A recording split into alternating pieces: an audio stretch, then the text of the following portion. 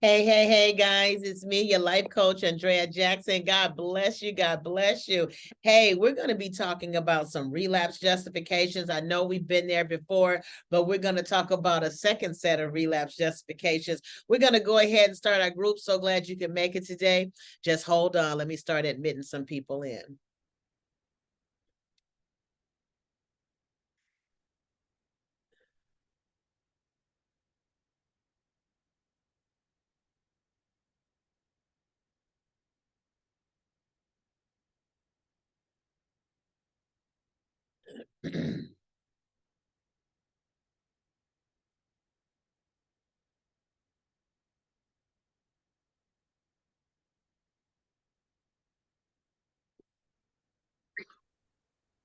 Good morning. Good morning.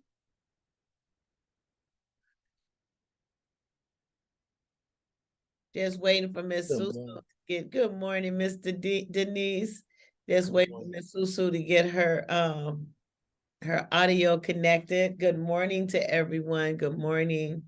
We're going to be talking about relapse justifications on this morning. Okay, excellent. We're going to be talking about relapse justifications on this morning.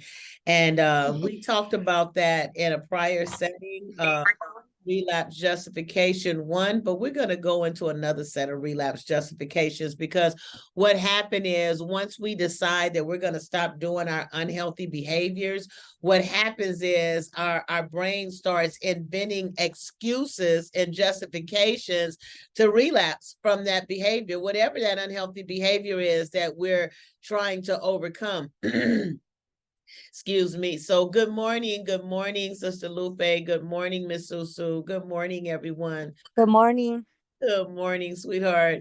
We're going to jump right on in. Again, relapse justifications. And again, how to have these strategies and this plan set up so that we don't fall into the old tricky brain recognition. Remember, our brain works in routines. Whatever is the good wellness setting for the body, whatever neurotransmitters and the balance therein is a good wellness for the body, then guess what? That's what your brain is going to try to impose. But our intellect, our mind today is telling us that's not healthy for me. I'm not going to do that. I'm not going to continue to allow those behaviors to overcome me. I'm not going to continue in those behaviors. So that's where it gets a little tricky sometimes, because again, your brain starts inventing justifications for a relapse. So we're going to get right in. So glad you guys are here. But first and foremost, we're going to go ahead and check in, see how you're doing. What's your mental health state like? What you feeling this morning before we jump into the business of things. So I think Miss Denise was our first caller this morning, then Miss Susu and Sister Lupe. So we're going to go ahead and check in that order. Good morning. Go ahead, Miss Denise. God bless you. Good morning. I'm here. Have been having a rough few days. Situations dealing with, but I am deeply concerned. But I'm here. I'm okay. I'm gonna get me something to drink, and I'll be right back online. Okay. Good to hear your voice. I'm glad you're here. So glad to hear you this morning. Let's see. Go ahead, Miss Susu. Good morning. Good morning. Good morning, Miss Jackson. To all those that are on the line, I am feeling good. I had my little workout. I'm ready to go. Ran and ready. Hi. Mentally, I'm pretty stable. I'm doing good there. Physically as well. Spiritually, yes, I am. But anyway, I'm here. God bless you.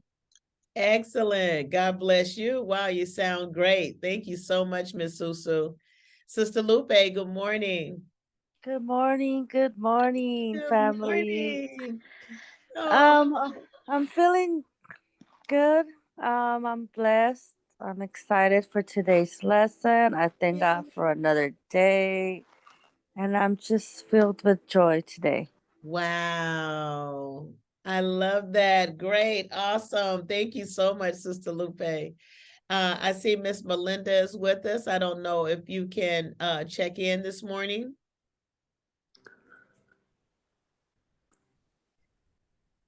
All right, we're going to go on to Miss Bianca. Good morning, Miss Bianca. Go ahead and check in with us. Good morning, everyone. I am doing well. Glad to be on the line this morning and ready with my listening ears on this morning to receive whatever it is that you are teaching. Thank you. Oh, wow. Thank you so much. Excuse me. Awesome. Awesome. Everybody is in go position. You know, we talk about the stages of change. And, you know, the stages of change, it starts us out with pre-contemplation, or excuse me, pre-contemplation.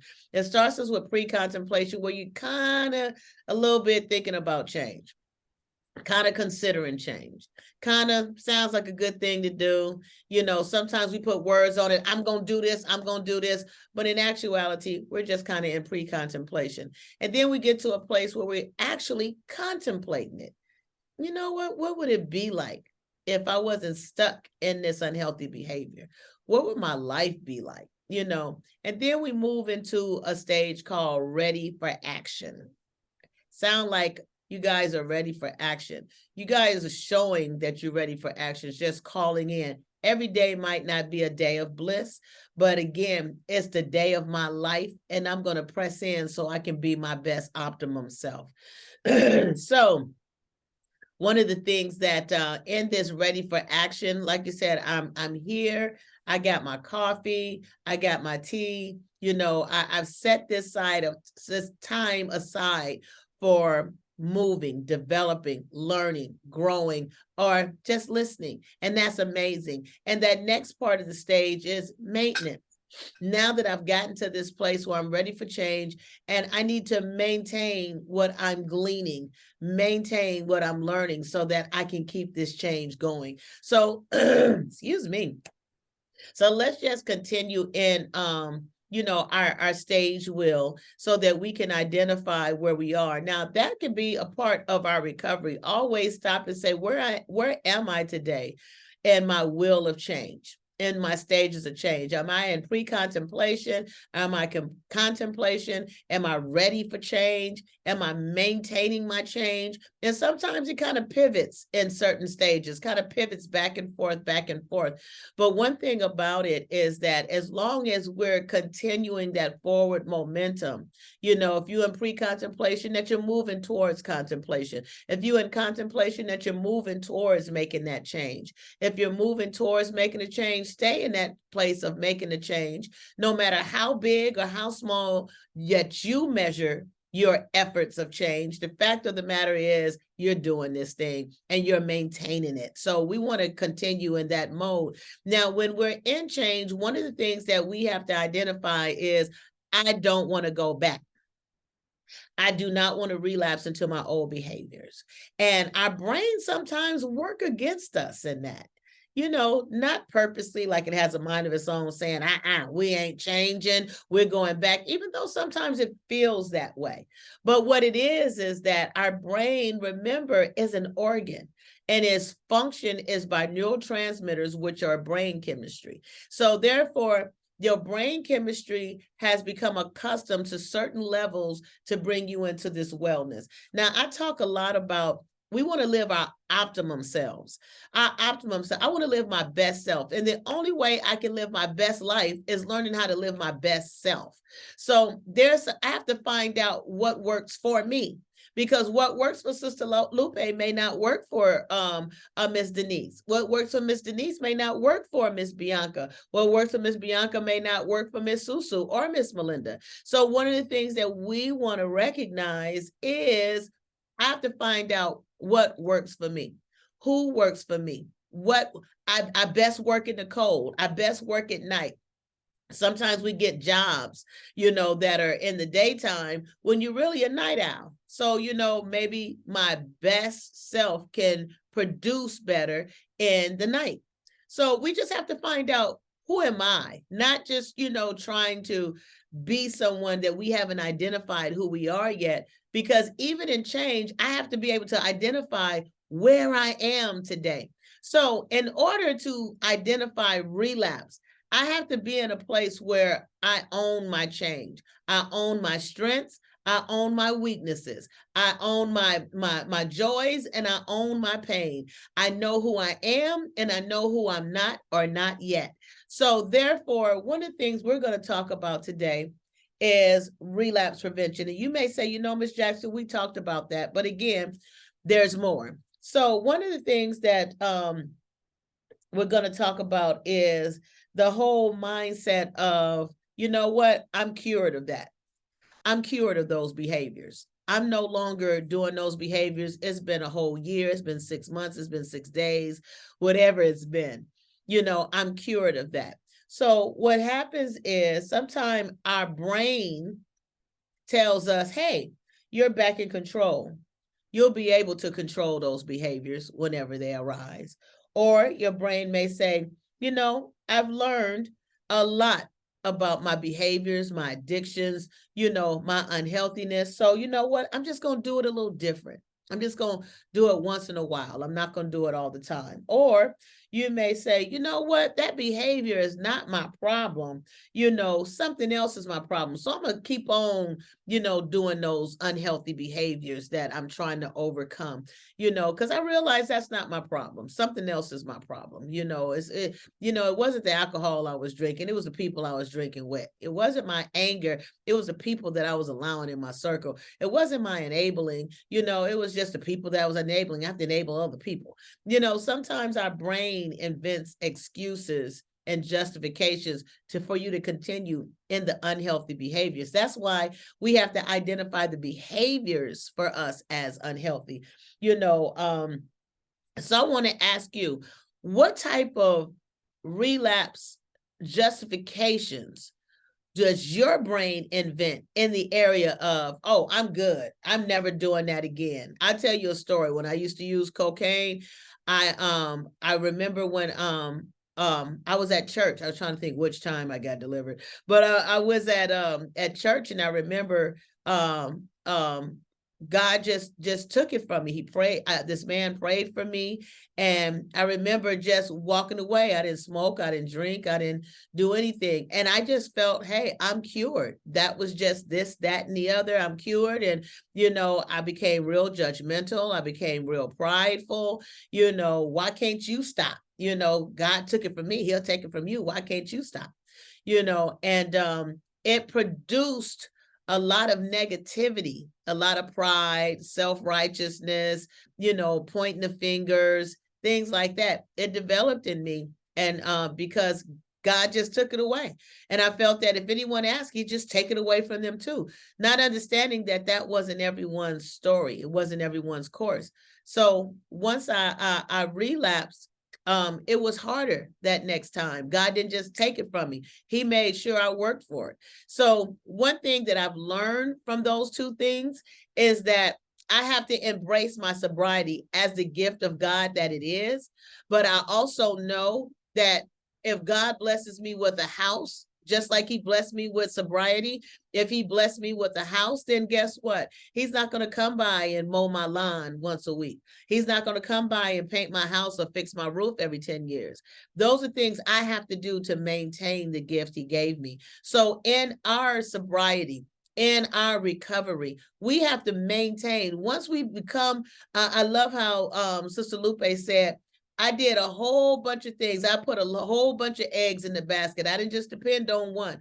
I did a whole bunch of things. I prayed. I joined a group. I talked to people. I did this. I did that. And all those things, something, if not all those things inclusively, they worked out for me. So now she's embracing an anger-free life. Excuse me, I shouldn't say anger-free, but a manageable anger life.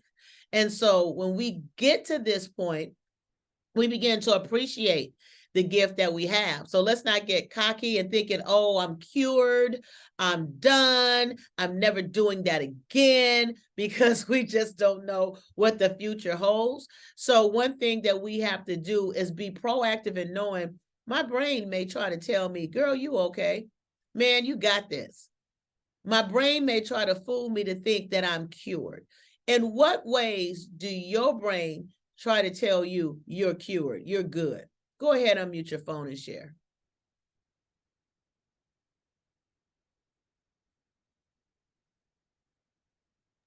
Sister Lupa here. For me, I would say maybe dealing with temptation.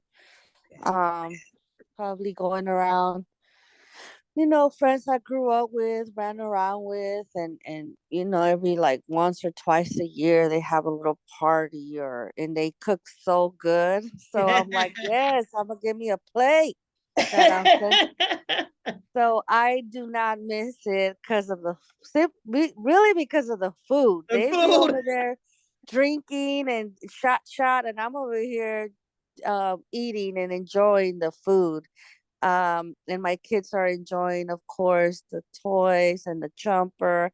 Oh, So wow. I go there really for the tamales, the pozole, like birria, the good home cooking, authentic, And I notice that if I'm there too long, Okay. the drinks start looking tempting because they're getting like good drinks, not tacabaca or anything. It's like Don Julio shots, and then they have some Mexican drink with eggnog where Don Pope, Ron Pope. They had that at my mom's as well. Like, and my brother was there, and he's a Christian. He had a glass of Ron Pope. I'm like, there's rum in that. Right. He's like, oh. I'm like, brother, really? You're gonna relapse in front of me? I'm watching you.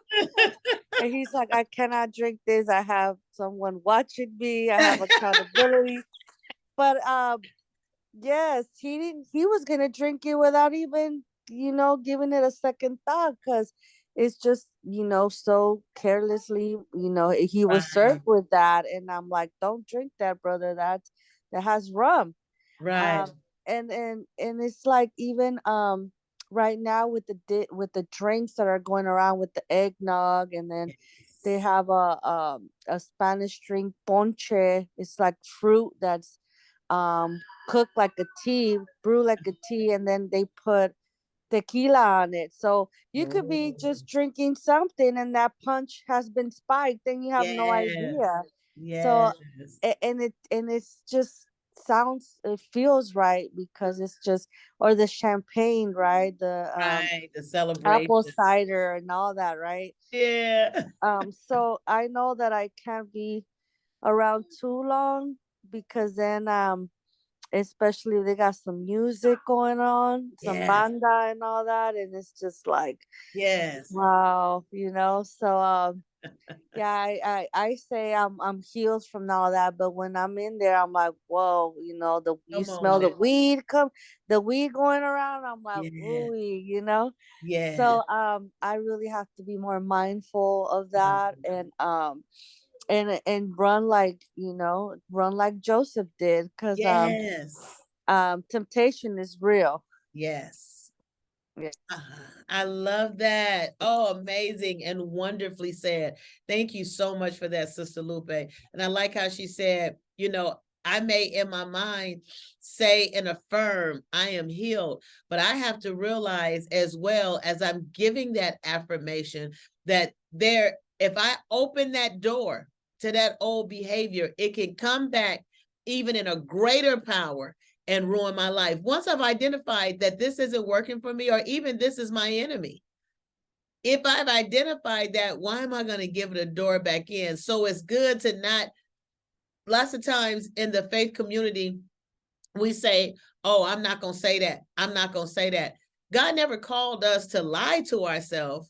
He never called us to be in the blind. He says, I will not leave you ignorant of the enemy's devices. And sometimes we leave ourselves ignorant because we said, oh, I don't receive that. I don't receive that.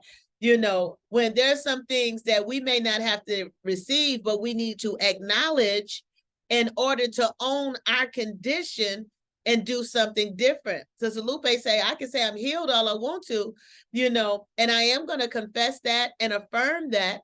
But I also have to realize that there's a real temptation to unlock that old door. And I have to recognize that. I cannot blind myself with words. I have to recognize that my affirmation is for my mind and is for a spiritual principle, that I'm speaking those things that are not as if they were, but I'm not lying to myself. I know that I got to maintain this sobriety because there's a tempter out there. There's a temptation out there. Thank you so much. Anyone else? Where is it that you kind of experience a justification in your brain to relapse in the area of, oh, you think you're cured, or you think you're healed, I'm delivered, I'm cured, I'm healed. But where is the relapse justification for you to go back? Go ahead. After many years of different types of relapses, okay, I'm going to share this with you. I'll share some things with you that I have learned. Okay. Different types of relapse. Now, when I first started sobering up, I came in through the social model recovery home system. At that time, it was kind of like Camp Snoopy.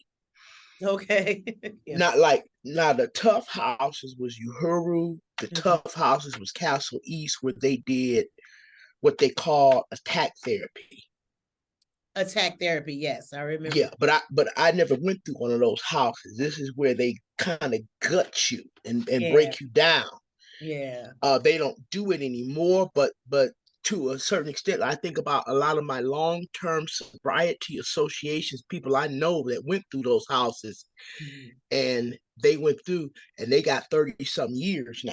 Okay. Not all, but quite a few. Okay. They talk about them good old days about being gutted in the circle, being gutted. And they needed to be gutted. Right. Because this disease, it protects itself. Yes. Oh, I like how you said that. It protects itself. It justifies itself. It rationalizes itself. Yes. It itself. So now, with me, the first time I relapsed, I remember being in the wrong place with the wrong type of people, and it was a bag of cocaine thrown my way, and I didn't survive. Okay. Once again, I would get emotionally overwhelmed. There was always something bad going on in the emotional simmer pot and lack of support. I'd always suffer from lack of support. And from your main relationships, there was always a simmer pot of discord there, if I can describe it. Like if you got a stove, like got 4 or 5 burners on your stove, right. on this, but it was a big pot. It was an essential pot, but it was always something noxious boiling in that pot. Okay. And it was a relationship I couldn't get away from. And I didn't have much on the other side to balance that out. And what would happen to me, like I remember one time, this is before, like I said, way before I came in contact with the God of my understanding, the real relationship. But was this, I had got off cigarettes with nicotine patches. I was clean and sober at that time. Okay. About maybe 2 to 3 years sober at that time. And when nicotine patches first came out, I went and got some from my medical provider. Okay. And I got off cigarettes for almost like 2, I think it was like almost about 2 years, I think. Okay. But coming off them cigarettes, even with the patches, because I used to smoke a pack a day, that it was like fighting tigers. Oh. It was literally like fighting tigers. And so when I got into an emotional state about 2 years later, and I relapsed on cigarettes, right behind it rushed in alcohol and other drugs. Oh, yes. Because the door is the same, it's actually the same branches from the same tree with its roots in the pit of hell. Okay. Yes. I'm telling the truth. This is experience talking. This ain't I ain't guessing. I'm not guesstimating. So This time, like you said, the first time how you got delivered, I got delivered one-on-one. I didn't know, didn't nobody in the house faced me, but it was a one-on-one encounter. Okay. And because I've had so many battles with relapsing and everything that goes with it, going all the way back down to the bitter bottom, losing jobs, losing everything, homeless again, back in the outhouse again, doing things in the outhouse again, because I've had those terrible experiences, and I put a high value on sobriety. Okay. And see, I thank God for the tools of recovery. Because sometimes there are going to be some days we're going to need everything we got. Right. Right. And there's some days that, you know, that the hard, shall we say, the programming got to be down in your belly. Right. Got to be all in your mind. And you got to look at them substances and looking at the behavior or whatever as a burning hot stove. If you touch it, that you're going to sustain severe damage. Now, if you live to survive the damage. Now, later on, after I got delivered, I got sent to a house of worship. I was sent there where they didn't know what to do with me. Okay. But I sat down and God put the word in me.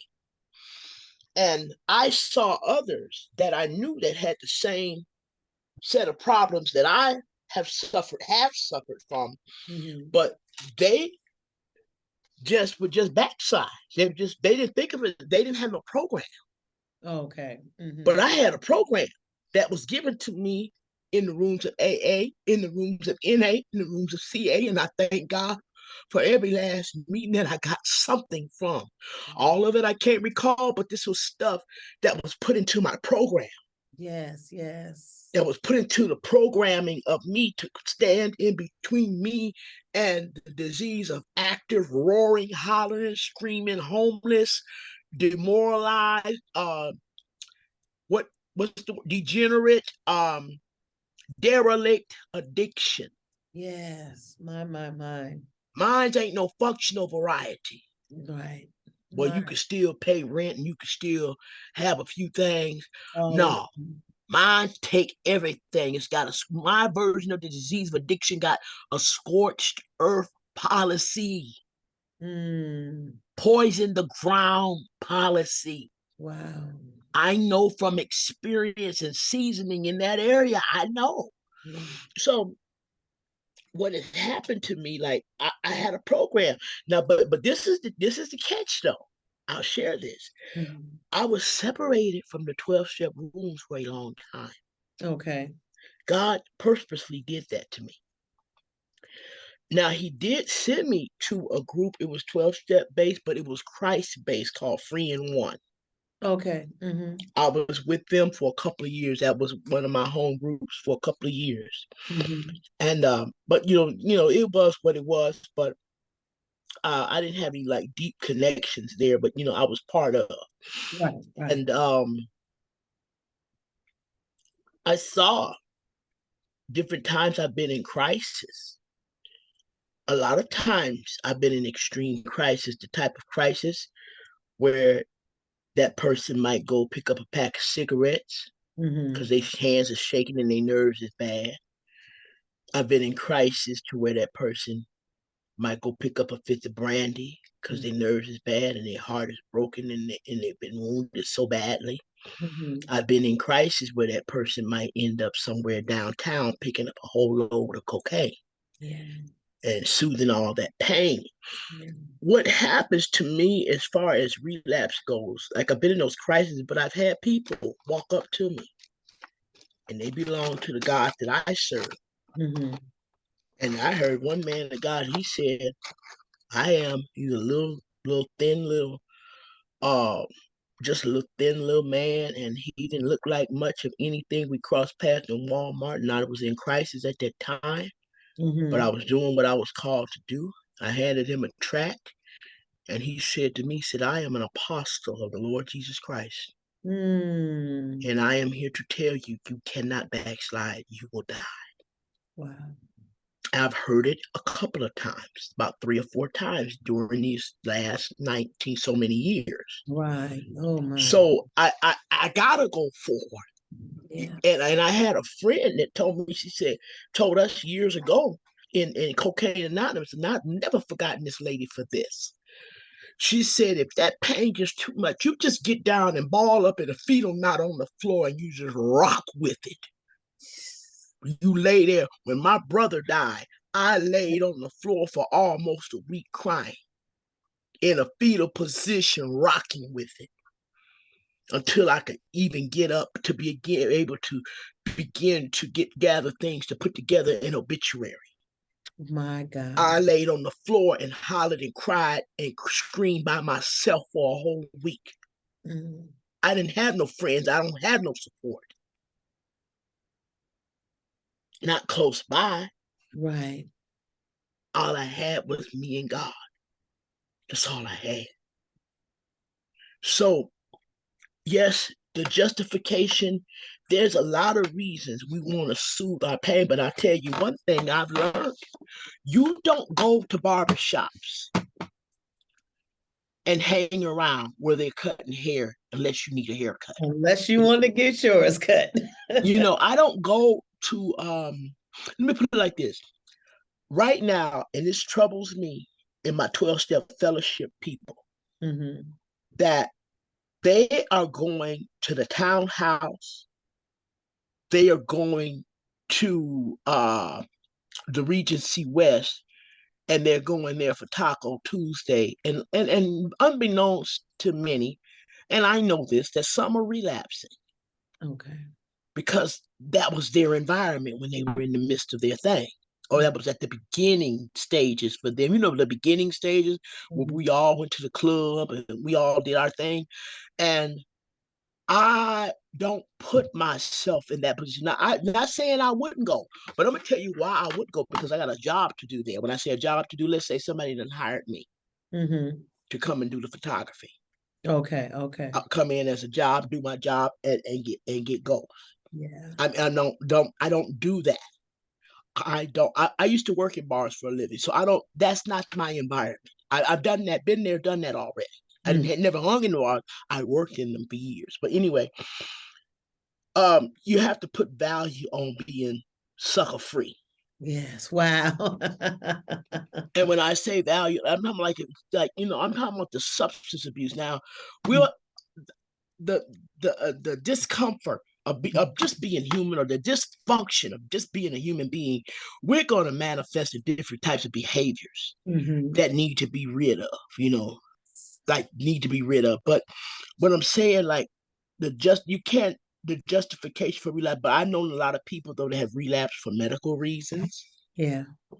They had a catastrophic illness such as cancer. And they were dealing with the pain meds that the doctor was giving them, but they went and added some to the sauce. Yeah. And we do not, at one point, I remember this one lady that she was very well known. And she had cancer, and they said her dope fiend daughter was around, and her daughter was adding to her mix. And before they back over there shooting dope again, shooting dope. Wow. And I loved one of mine, but we didn't look askance at them. Maybe some did. But I don't want to be in a position where I have to understand why you shot dope again. Yeah. I'm gonna be honest with you. I'm asking God every day for my health. Yeah. I've seen people, the medication, because our brain, if you're a real addict, a lot of times, especially if it's something related to your substance that you used to get down on, that your brain don't know the difference. Just like I've seen some people leave the crack pipe alone, and now they're drunks, and now they're high, and we're getting older and can't run and do what we used to do, that we're high on whatever the doctor gives us. Right. So I put value on being free of whatever it is. Yes. And understand I have to maintain it. So what I like right now, since this crisis, a crisis that I'm dealing with right now, has been ongoing, I found myself, even to the detriment of my schoolwork, sometimes in the evening, going straight to a meeting hall. Okay, good. Going straight to a 12-step meeting hall. And where I'm out in another location right now. I made my acquaintance with a couple of the meeting halls out here, and I have a directory. Okay, good. Excellent. You understand? Like, I'm going to put like this. I know that I suffer from something, even though I'm clean and sober, that is somewhere it's a big old nasty gorilla look like Mighty Joe Young and or King Kong, and it's got Godzilla over there too. And they're over there doing push-ups. and they're well rested. They slept good. They've eaten good. They're fat as I don't know what. Yeah. That they're waiting for me to slip and come in and beat me to death, beat me to hell. I know the story. Yeah. I've had many relapses. I don't put, I know that this thing, but it took me, I'm gonna say this and I'm gonna shut up, but it took me years to understand this until I took a class with this book called Uppers and Downers and All Arounders. Are you familiar with that text? I'm not. Okay, this book, they've got a few editions. I think I got one of the last editions. I still have it. Some of my books I kept. Some of them books I've rented.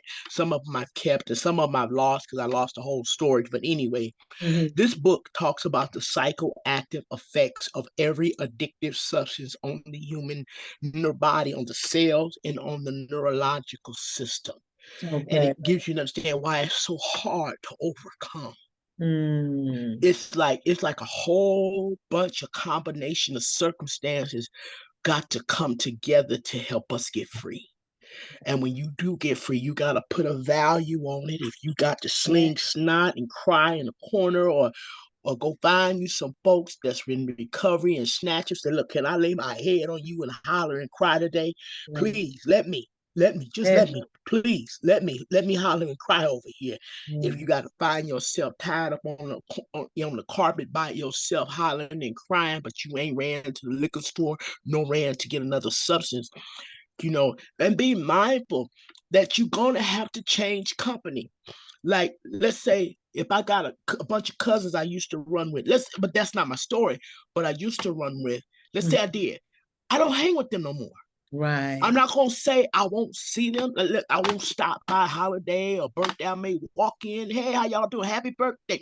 Love you, cuz. Look, I got to get on the road. I got another appointment. I'll holler at y'all later. Be blessed. Yeah. And I'm out. Right. I don't hang around. I want to socialize. If I socialize, usually I'm going to socialize with clean and sober people or people in the church.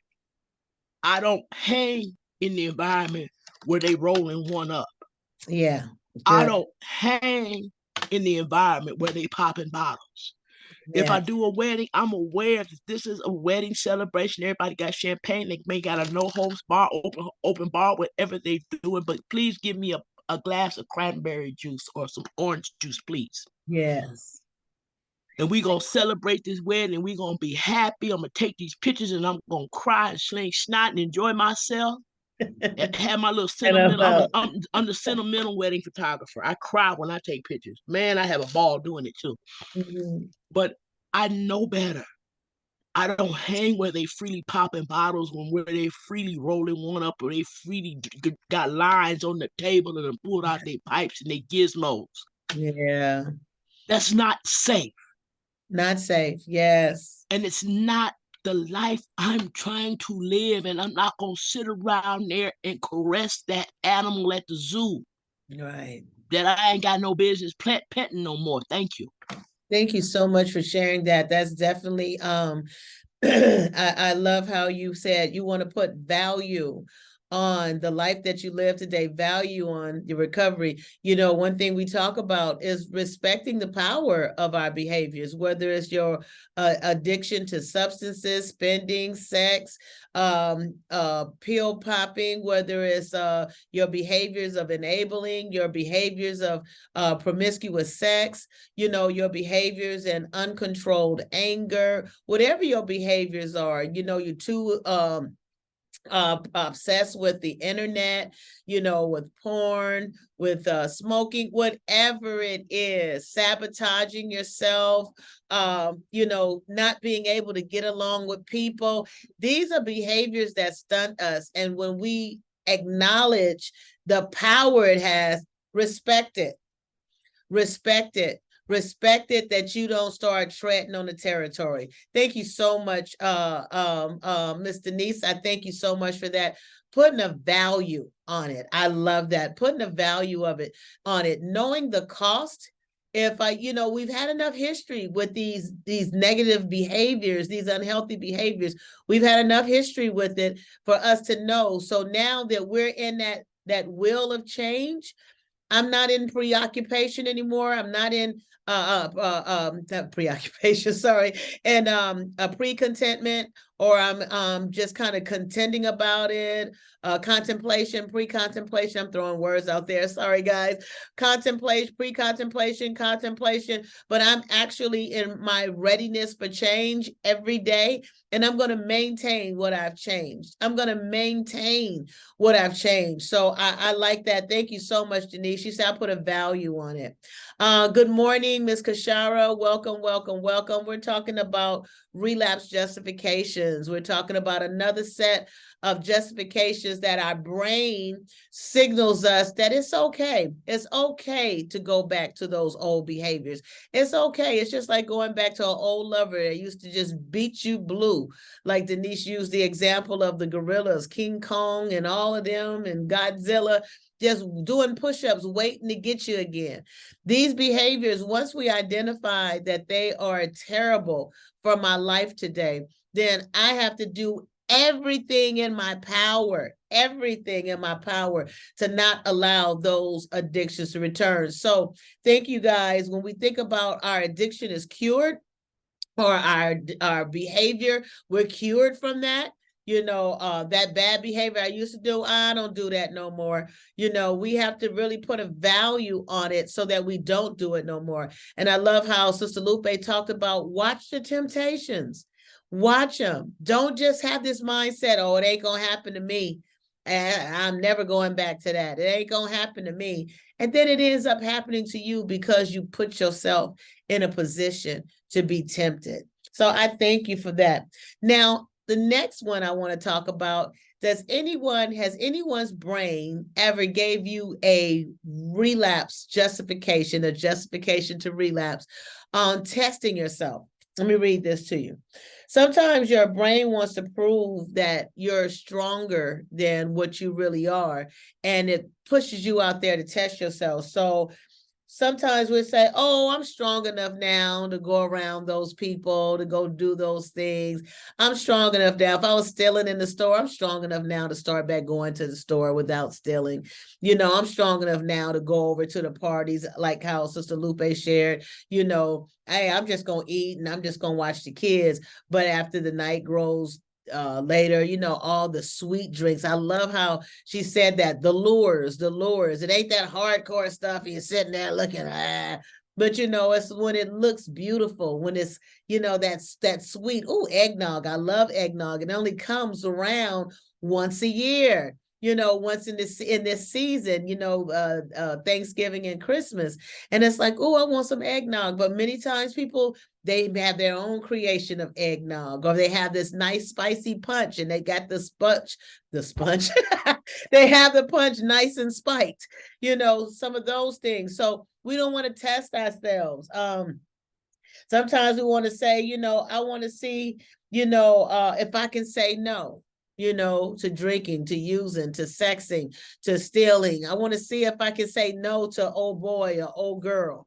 Also, I want to see if I can be around my old friends. This is a tricky one. And I like how Denise shared, we have to be willing to maybe reposition or give up some of those friends, because sometimes our only common denominator was the unhealthy behavior. That sometimes was our only common denominator. Sometimes that person, you guys may have something else in common, but they trigger you because they're still operating in their unhealthy behaviors. So it may be triggering sometimes. You have to let some triggers go, and some of them are housed in the life of our friends. Also, maybe you say you want to see what it feels like to do it again after you've abstained so long.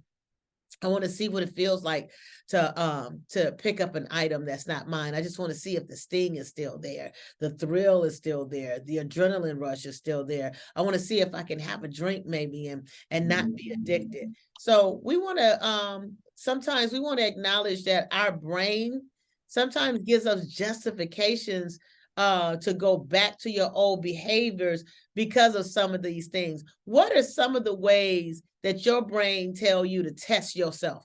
Test to see if you still good. Test to see if you all right. Go ahead, unmute your phone and share. That's so. Yes. I believe my brain was testing me. This was years ago. And it was with the alcohol. I did good. I was doing good, and I could hang around folks, that was drinking and everything. So this particular time, like I say, years ago, my sister was having this Motown party. Well, someone was having a Motown party for her birthday. Okay. So we all gathered around stuff. Oh my God, they had this punch. Oh, it looked so good. It's fruit, fruit.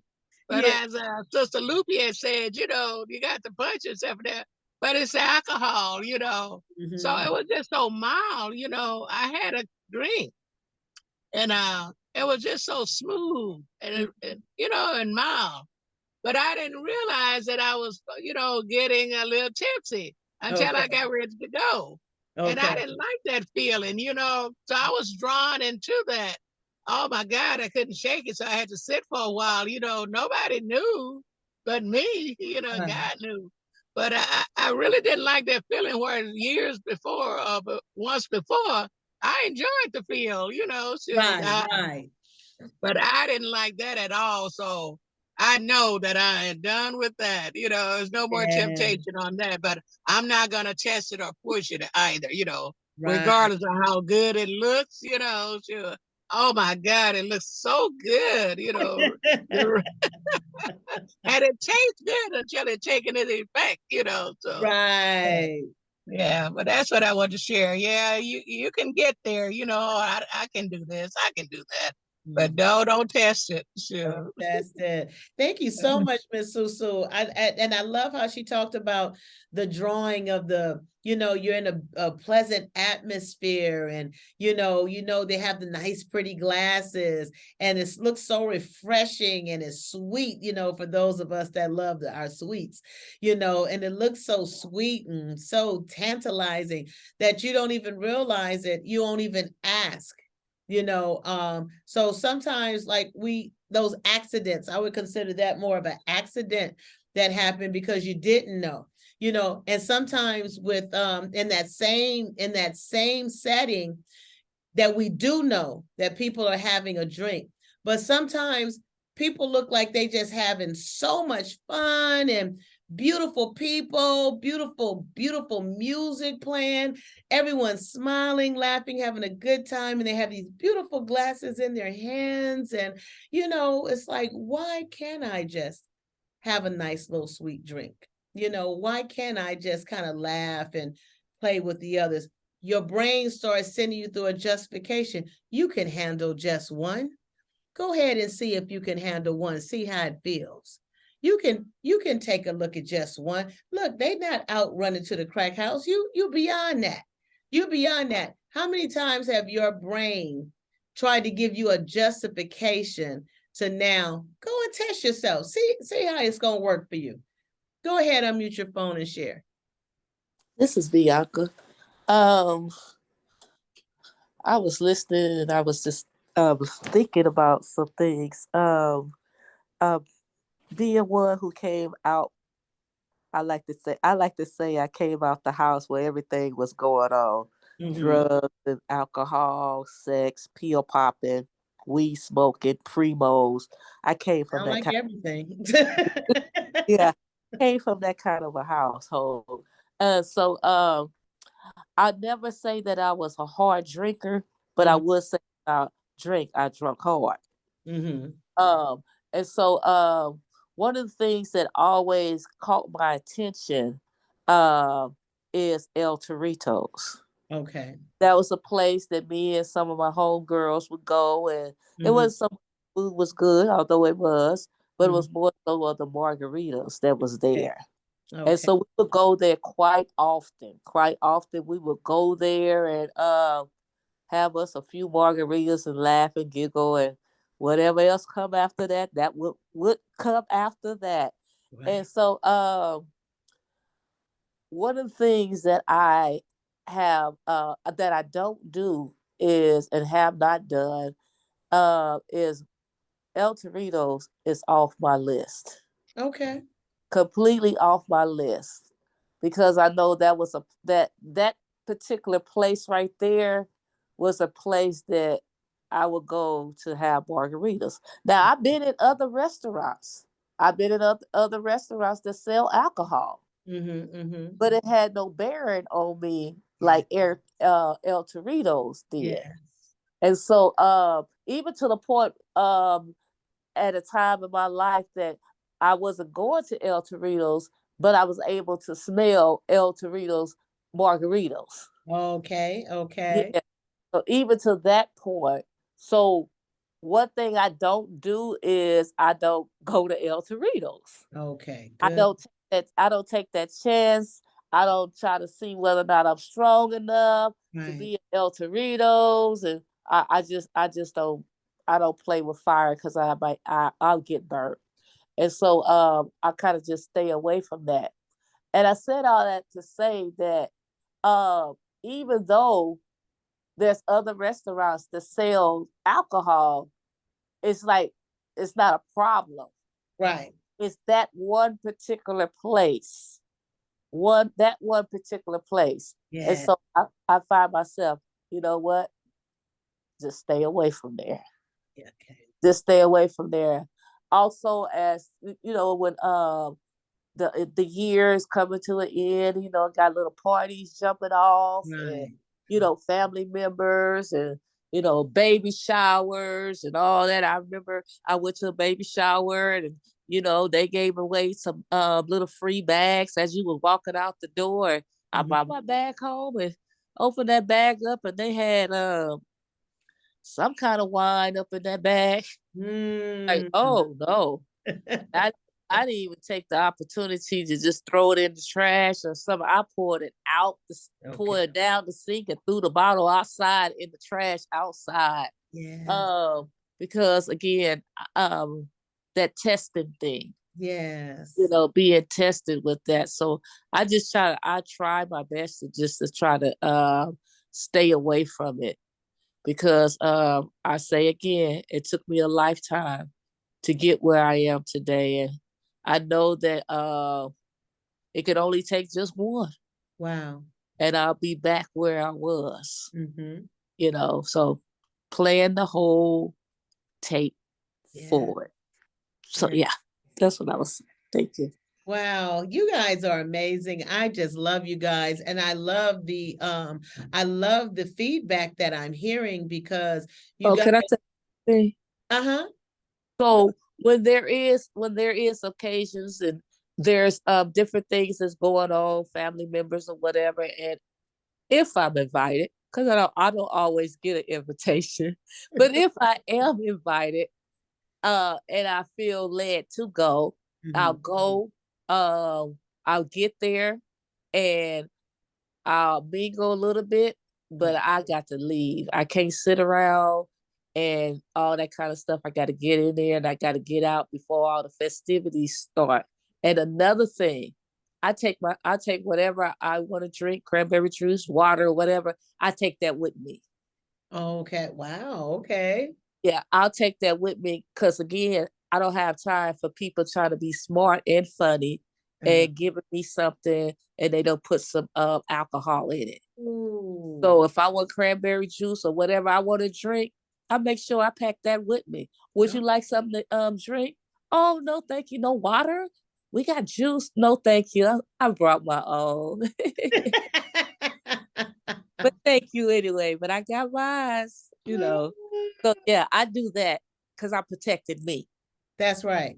Because I don't know the mindset of other people. Oh, let's put something in her drink. Let's see how she acts. Let's see how she acts. Yeah.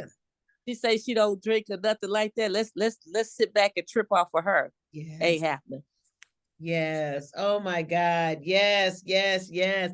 You know, one of the things that I'm loving that I'm hearing is the seriousness that you guys take in your recovery. I love it. The seriousness that you don't play with that. You know, like Miss Denise say, I value what I have today.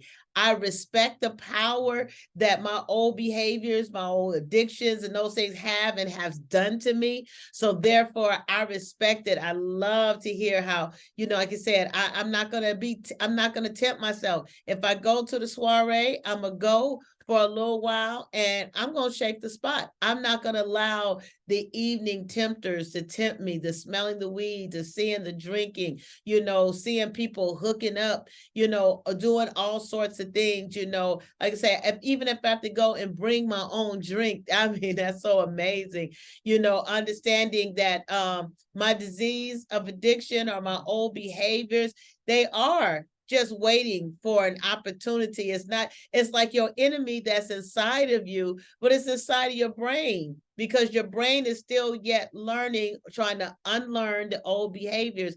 But I also like how it was said that for those that suffer with the disease of addiction, it protects itself.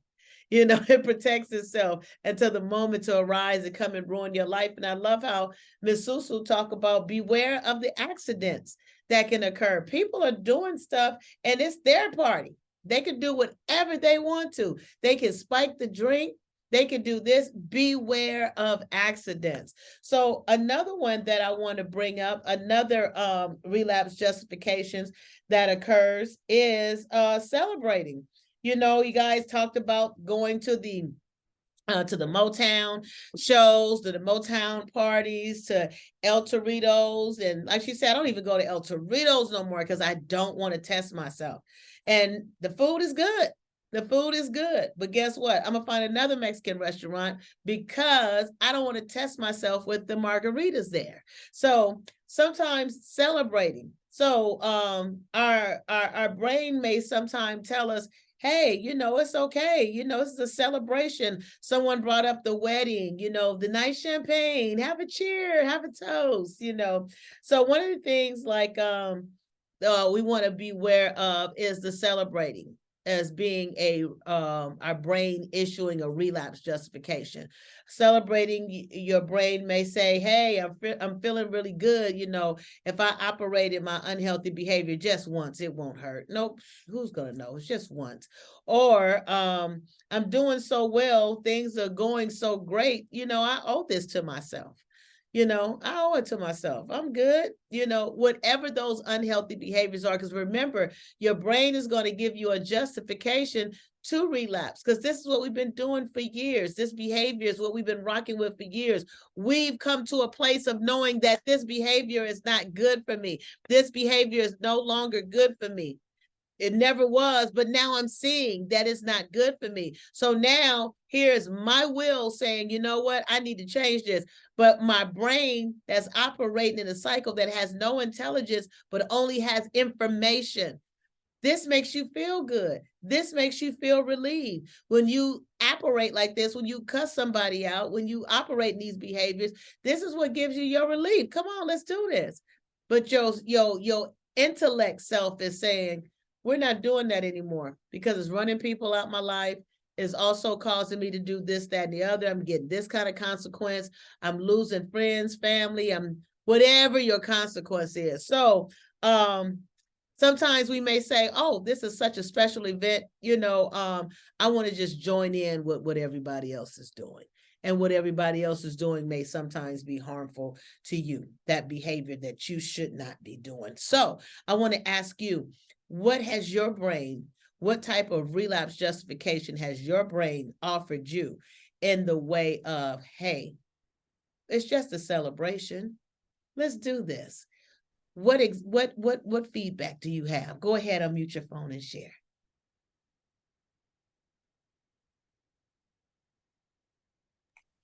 I don't play no games with it, Mrs. Jackson. I don't play no games with it. When I saw coming back around the fellowship within the last so many years since that, and I've seen, like, we used to have a lot of clean and sober dances, and sometimes where I am now, I might go, but I wasn't out on the dance floor. That's over with. Maybe every now and then I should get up and do a little wobble or electric slide a little bit. Right. But I know that is not seemly. Okay. You understand? Mm-hmm. Because I know who I am and I know what my purpose is. Yeah. And I've got to grow into those shoes. Mm-hmm. And to wear them shoes, I can't be dropping it like it's hot, which my old butt still can drop it like it's hot if I chose to. Go ahead. I probably need to drop it like it's hot, but only at home privately for exercise. Okay. Only home privately for exercise. Don't go out. I would like to find me a Zumba class. Now, yes, a free Zumba class, but yes, Zumba is good. It's free. Yeah, especially you can find a free one. Yeah. Now, yesterday I had an incident. I was in a really rough frame of mind. And I said, let me get out this house. But I'm going to tell you what I did. Me and Amazon have a romance. Okay. And in Jeff Bezos' house, I should have my own room. Uh-oh.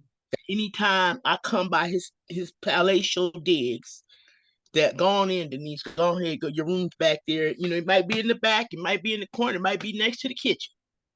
But I got a room there. That's our relationship. I had two items that I had had ordered, and one of them was kind of expensive. And then I made a decision. I looked at my finances just to how short everything was. I said, let me take this back. Mm-hmm. And I took it back, and I took another item back. But later on, I went into the store because I needed a pair of gloves. But okay, I noticed that right now, some things are on sale and some things they're holding you hostage over. Okay. And I said, and I came home. I went ahead and ordered me some, and I ordered an inexpensive pair of leather gloves for $20. Okay. Versus what they was talking about in that mall. I could have walked through that mall and acted a fool if I chose to, pulling out the plastic. You understand? Mm-hmm, mm-hmm. Trying to assuage these heavy emotions and tears I was going through. Right. However, I said, nah, you ain't doing none of that. You don't need to do that. And if anything, I came back and tried to do a little homework. Mm-hmm. But for me, I did go up in the store a couple of days ago but I got some things I really needed. Okay. Some things I really needed, like, some trays to hold things in and kind of organize some things. And the justification, I've seen people relapse with great recovery, relapse over their marriage broke up. Yeah. And I've seen my sister out there back in the mix. And it was painful because this girl had a hard fought for life. You know what I mean? Yes. Had gotten clean, had gone back to school, was working good, had married this man, and the marriage didn't work out, and she relapsed. Yes. Blowing her credentials, you understand? Yes. And the consequence. It's a lot of things, that catastrophic illness, a parent dying. Too many people I have met in relapse mode, a parent died and they couldn't handle it, or a sibling died, or a child had died and they couldn't handle it, and they had no support. I knew, even though the disease or let's go get down is on my mind, when this crisis went down, I knew, I said, I better go somewhere. They may not know the whole story, but I do need the support of recovery around me. Yes. This disease got many ways. This life, the conditions of being a human being in this world, all kinds of stuff is going down. Okay. All kinds of stuff is happening. Losing siblings, losing parents, losing children. All kinds of stuff is going down. Mm-hmm. Devastating about your intimate relationship breaking up or your marriage breaking up. Different things happening to people. But I better hang on to what I got. Like I said, hey, I was able to whip down 2 small credit cards and another little debt. Well, it was enough. It was significant enough, but it broke me, but it got it off my line.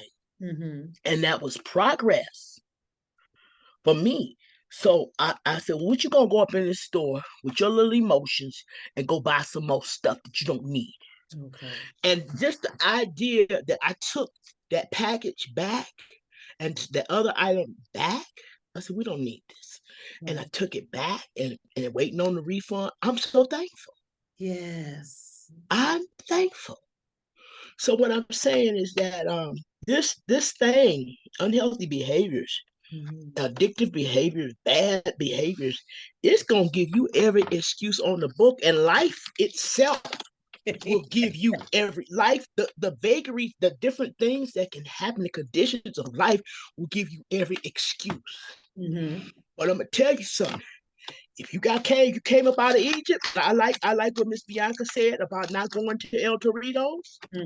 Okay, that's the spot we are not going to go have our potluck at, our little after church potluck at, or whatever. We're not going to do that. Right. I like El Torito's, but because I never drank it. Right. But I know that we ain't doing El Torito's. If I'm going, if I say, hey, let's go to dinner after church, we not going to El Torito's. That's cool. Yes. So, but what I'm saying is that if he brought us, if we got out of whatever our Egypt is, if I were you, whosoever, wheresoever, howsoever, you better hold on to your position of staying up out of Egypt. That's right. And it ain't easy. You got, and then you got to fight you to stay out of Egypt. Thank you. Yes, I love that. You got to fight you to stay out of Egypt. I love that. Go ahead. Bianca, were you about to share something? No, ma'am. Oh, okay. Sorry about that. Yes, absolutely. I love that. Thank you for sharing that. We got to fight to stay free. And we talk about that the stages of change, pre-contemplation, contemplation, ready for action, and now maintenance. We have to be able to maintain all this wonderful work that we worked on ourselves, freeing ourselves from these unhealthy conditions and unhealthy behaviors, addictions and things. So now we have to continue to maintenance. And that involves people, places, and things, who we're around, who's around us. What things do we need to change the way we interact with, what times of days don't work as good for us than others. I mean, really strategically identifying what works for me and what don't work for me. I love that. Anybody else with celebrating? I heard Sister Lupe say, when she goes, she has made a policy with herself where she don't stay long. She goes, she enjoy the food, let the children play. She said, I may stay 3 hours max and I'm out.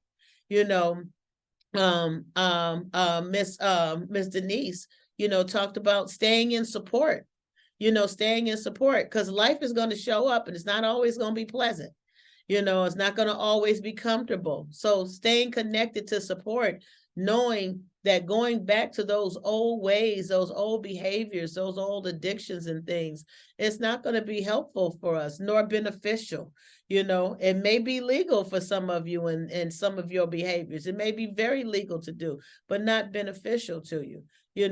And mothers say, I'm going to stay away from, I'm going to be mindful of the accidents that can occur, because depending on who I'm around, we got to kind of assess the room sometimes. If everybody in there is kind of have the same common denominator that's contrary to yours, we may have to be a little wise as serpents, but humble as doves. I'm not going to go around, hey, what's in that? Well, maybe I will. But, at the same time, the way we do things, like I said, when I was first delivered, I did things in a way that wasn't acceptable, nor was it beneficial to me. I was judgmental. I was prideful. I was accusing people, you don't want this, but then I realized that, God has many ways that he delivers, many ways that he heals, many ways that he separates us from that. And just because he gave me a taste of that in that way, don't mean that's his way for everyone. And I had to learn after I relapsed, that wasn't his way for me anymore as well. And I had to learn how to fight to maintain what God gave me. And that's what we're doing today. You all are here because you're ready for change. You're ready for change. And some of you have made great change already. And you want to maintain that change. And I'm ready to fight. I'm ready to give up El Torritos. I'm ready to give up friends. I'm ready to be more cautious on my surroundings. I'm ready to identify that there are some things that I just cannot do and I won't do, because I recognize how to live my best self. And it's no longer in continuing in those old cycles. You find what's good and what's not good, and you make your choices. So I'm so grateful today that you've made some choices. Anybody on celebrating, or maybe you want to tap in on some of the other ones that we talked about, other relapse preventions, testing yourself, or what was the other? Oh, feeling that you're cured. Oh, I can skate around this because I know I'm never doing that again. I'm never doing that again. I'm over it. Oh, so last year, that we find ourselves in a fall. Anybody want to share before we close out for the day? Sister Lupe here. I also want to share, even for the singles or those that are soon to be single. Okay. Temptations also in the dating. Yes. Being very mindful and having the wisdom and the discernment. I think having someone you could talk to, not just anyone, but like a mentor or a pastor, someone you could go to, because I know in my past relationships, for me, I've never really experienced, the courting and what's proper dating and how do you date as a Christian women or men. Yeah. What's the protocol? I know I heard you go out with a group of friends and then the setting is in the daylight and no movies and no theater. So that's very crucial because as you know, a lot of, especially those that um are working on ourselves or living a Christian lifestyle, we've been alone for a long time as far as having that intimacy with someone else other than God. So it could be very, very quickly, you could just trip and fall into fornication, into lust. So I just feel like that's another temptation we need to be mindful of, and absolutely having a mentor, someone we could go to talk to, as far as and knowing, having the wisdom, talking to God about it, knowing if it's time, because I know a lot of us are healing right now. So sometimes it's too soon, and it's almost like I picture like being in a cage, right? The homeless shelter, the dogs. There's some of them are so thirsty, they just want you to love them, and they just they're kissing you, they're hugging you. And I feel like it could be like that sometimes for some of us, because we haven't been touched, we haven't been loved, we haven't been appreciated from the opposite sex. We could fall in so quickly into temptation, and everything we worked so hard for, it could be lost in an instant of an eye blink, a blink of an eye. So just wanted to put that out there as far as temptation as well. Thank you. Wow, very well said, Sister Lupe. Very well said. Thank you so much. We do have to be mindful of that. I like how you say you can lose everything in just that blink of an eye. We got to live our best life. Kashara, did you want to share something? Hey, good morning, everyone. Please forgive my tardiness. Had an appointment and tried to get out as soon as I can. Was so excited about the group. But yeah, I just kind of want to piggyback off of Miss Lupe. That came to my mind so direct regarding relationship. Yes. after being in relationship and with an individual for so long, and you became, now becoming friends with the past relationship. The question in my mind is it a dangerous situation? Is it feasible to continue to be friends with the individuals? But sometimes what I feel that you have to either let it go, let it go, because it can bring up old feelings that you've had in the relationship, especially if it was unhealthy. Yes. It's not always about the physical contact. Yeah. But it could be the mental capacity as well. Traumatizing for the mental part too. You start believing and thinking about old things that has happened, and it's more damaging than than more healthy. Yeah. So just kind of looking back on relationship, we have to even be careful of how we put ourselves back in that same place and position, because it'll either mislead the opposite, or it'll start kindling up things, because in a relationship, everything is not bad. You try to override the good with the bad and say, you know what, this ain't that bad. At least I know the individual.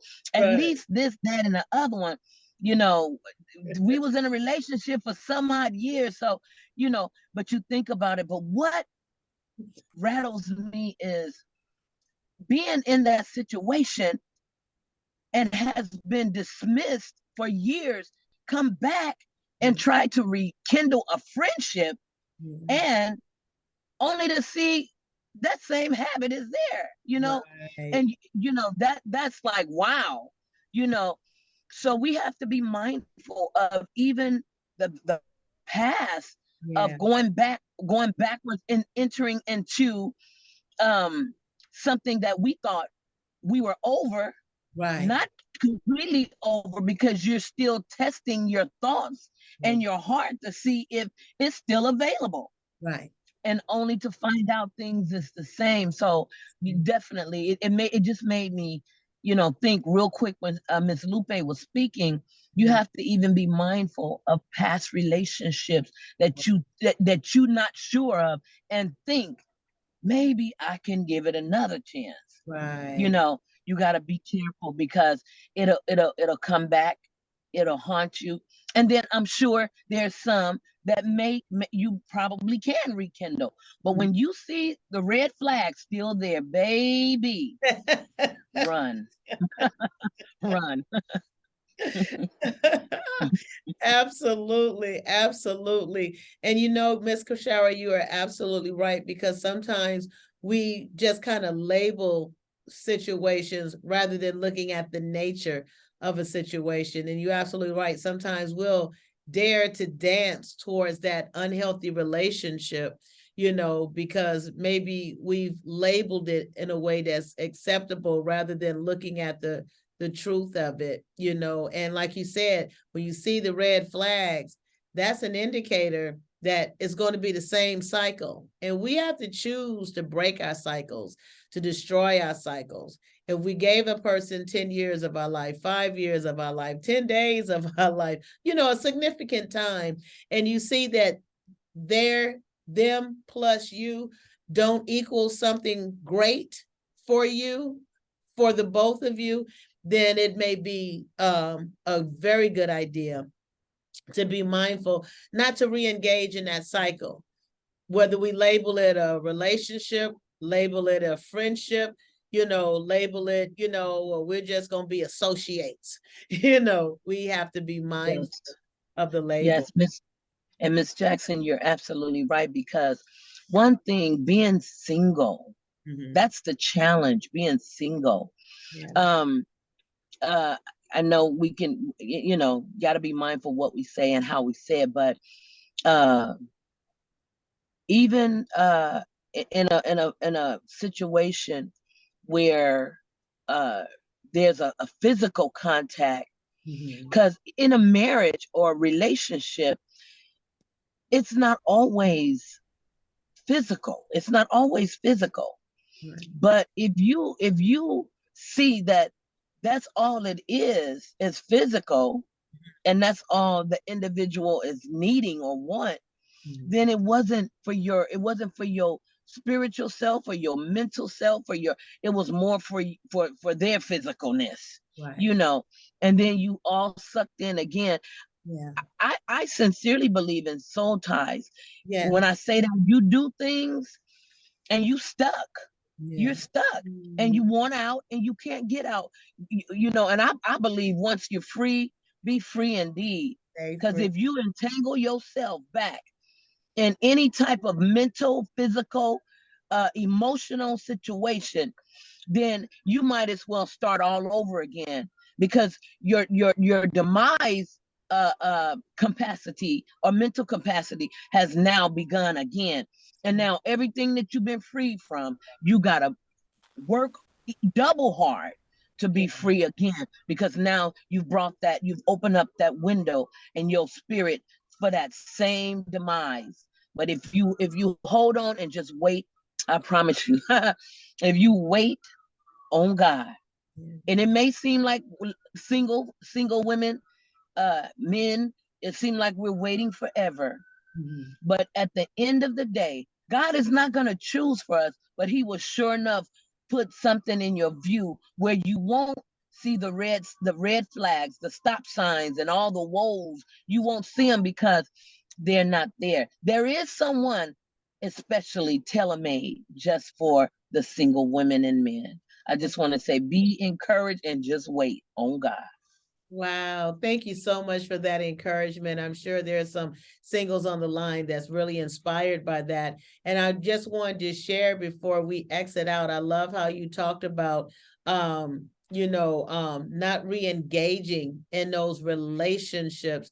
You know, there's a spiritual principle that lets us know that every time we re-engage, it gets worse each time. It gets worse each time, and your latter state becomes worse than your former state. So we want to be mindful. We don't want to be weakened in our life and in our mind by those old behaviors, by getting caught up in that web again, because I'm not the same person. And then the spiritual principles and life principles, the emotional state and mental states, we begin to break down and we're not as strong. And now we're just consuming time. We're just consuming time. Miss Denise, we got 2 more minutes. Okay, go right ahead. Real quick. You know, I know that everybody on this line come from a certain persuasion, a certain type of walk. That I have a joke of my first a few years, like after maybe about a year or so, or maybe 2 years, God literally had me picking up women out of their mess that had fallen, the women that belong to God. Okay. That had fallen, had been beguiled, had been out slicked again, and taken off their A game. Okay. We're single.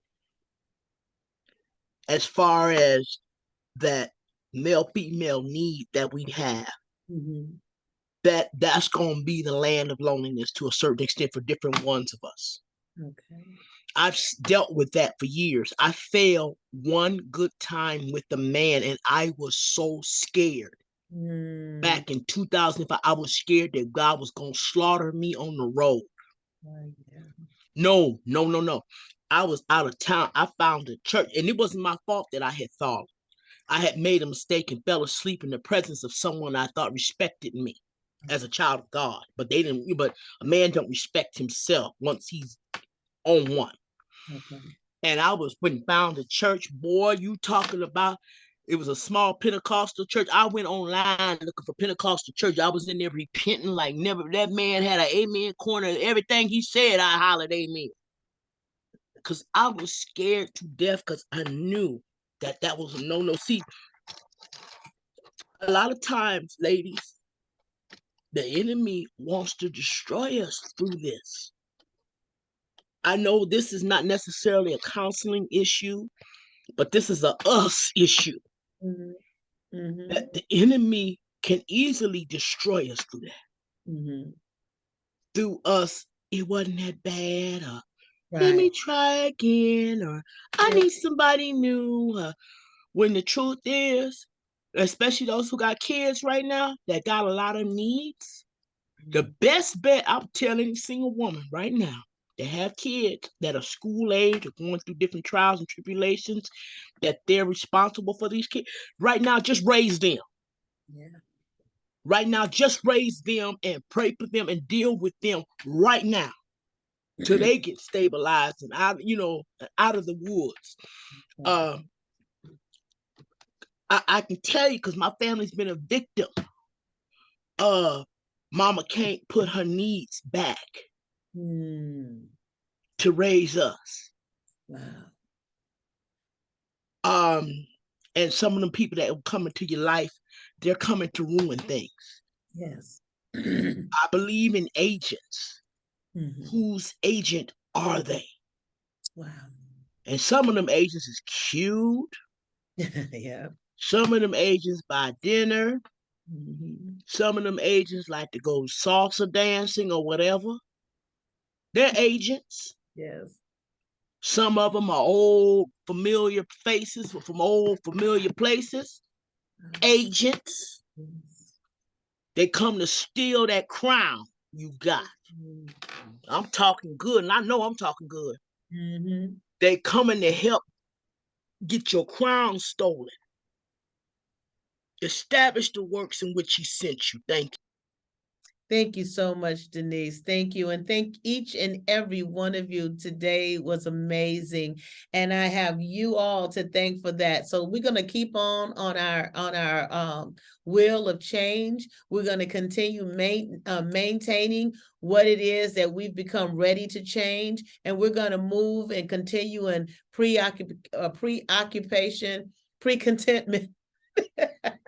we're going to continue thinking about doing some more changing, because one thing about becoming healthy, healthiness begets healthiness. So it's just like how Denise was saying earlier, how sometimes if we start using one substance or nicotine or product, then it opens the door for the rest of them. We call that abstinence violation syndrome, where now you were abstinent of everything, but now you violated your abstinence, and maybe you're just sipping again, or maybe you're doing this. It opens the door to all those behaviors to come back. So now that we're getting healthier, we'll start seeing other areas of our life that we need to now become start contemplating or become pre-contemplated to change. So let's just continue in that wheel of change, because you are worth it. You are amazing. You are wonderful. You are wonderfully created. You are created by the best. All the creations of all that it took to make you, you may not know what's all in you, what the greatness is in you, what's your weaknesses, what's the places of your vulnerabilities. But guess what? We're going to start paying close attention to what's going on inside of us, rather than just operating old recycled behaviors that we've been doing for years and years and years and getting the same outcome. So we're going to start paying attention to us, because guess what? In 2023, we want to live our best life. And we're not saying that because we're just hoping that something changes for us in 2023. We're going to grab the helm of our lives and we're going to make that change. It's time.